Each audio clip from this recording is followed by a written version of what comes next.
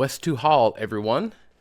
It's Ron. I am once again stealing Amanda's channel because today is March 25th.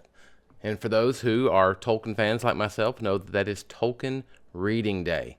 March 25th every year is Tolkien Reading Day, where we invite readers across the world to spend time with their favorite Tolkien passages and to share Middle-earth with folks who hold it dear, which is not my wife. She's not a huge fan, but that's why I take over her channel on this every day. Tolkien Reading Day is held on the 25th of March because two events occur in Tolkien's Legendarium that are important to this day. One is that primarily it is the downfall of Sauron with the destruction of the One Ring in the Third Age, 3019, but it's also the birth of Sam's daughter, Eleanor the Fair, in the Third Age, 3021. So this is Tolkien Reading Day. We celebrate the passing of the Shadow and the returning of new life to Middle-earth. And so what we do is on this day, the Tolkien Society chooses a theme for each Tolkien Reading Day. And this year's theme is fellowship and community. So I chose a couple of passages that I want to share out of the Lord of the Rings. This huge volume is a gift for my family for Christmas, which I absolutely love. It is beautifully done, beautifully made with Tolkien's illustrations in it, and so it's just lovely. But what I want to share from the Legendarium today is one of my favorite relationships within the Legendarium is Legolas and Gimli. They have a beautiful friendship that if you watch the Jackson movies, which I love and adore, but they are not the books. In the books, you get a much deeper sense of the friendship between Legolas and Gimli. You get glimpses of it in Jackson's movies.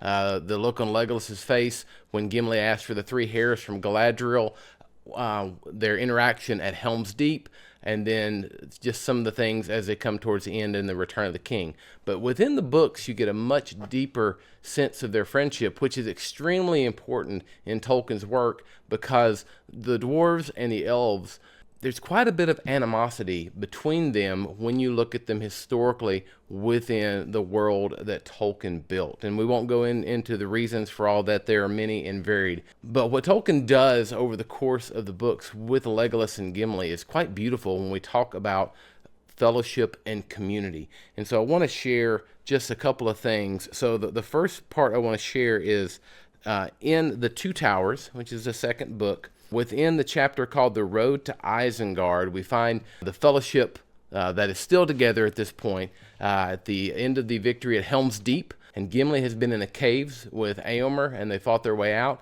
And then he is speaking to Legolas about what he saw in there in the caves behind Helm's Deep. I just want to read a couple of things from that. He says, "Strange are the ways of men, Legolas.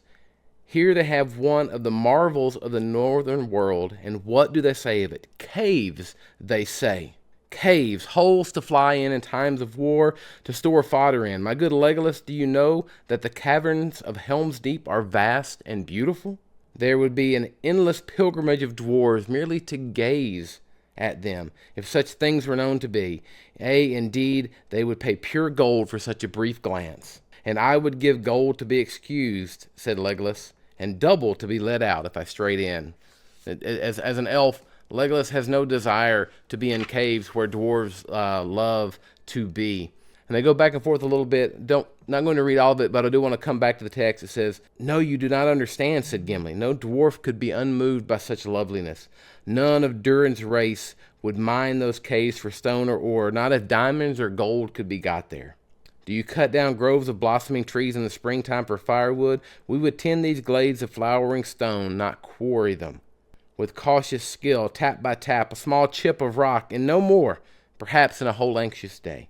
So we could work, and as the years went by, we would open up new ways and display far chambers that are still dark, glimpsed only as a void beyond the fissures in the rock.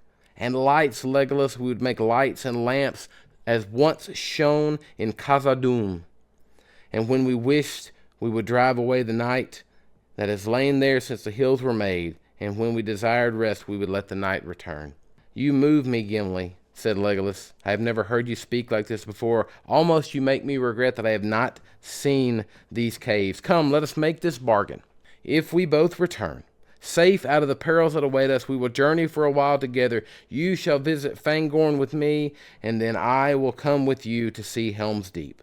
"That would not be the way of return I should choose," said Gimli, "but I will endure Fangorn if I have your promise to come back to the caves and share their wonder with me." "You have my promise," said Legolas. So just this beautiful example of the connection and friendship that they have made in the midst of this troubling time in Middle Earth.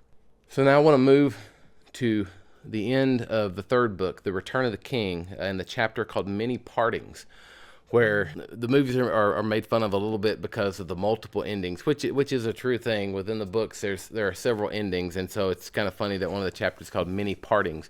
But it is where the fellowship begins to splinter off one by one, and they go their own way. And so this is when Legolas and Gimli, they take their leave of the group.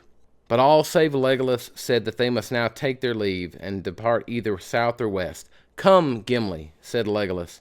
"Now by Fangorn's leave I will leave the deep places of the Entwood, and see such trees as are nowhere else to be found in Middle-earth. You shall come with me and keep your word, and thus we will journey on together to our own lands in Mirkwood and beyond." To this Gimli agreed, though with no great delight, it seemed. So they come through all of this, having formed a friendship that seems so unlikely when we think about the history of Tolkien's world and the Legendarium. And it becomes such a friendship that at the end of all this, those who know Tolkien's writings know of this. Elves have not immortality, but what we might call serial longevity. They live as long as the world lives, but at some point they have this desire to go back to the undying lands in the West. And so when Legolas feels that time come to him, he departs and he takes Gimli with him to be the only dwarf to ever enter the undying lands and spend the rest of his life there with his friend Legolas.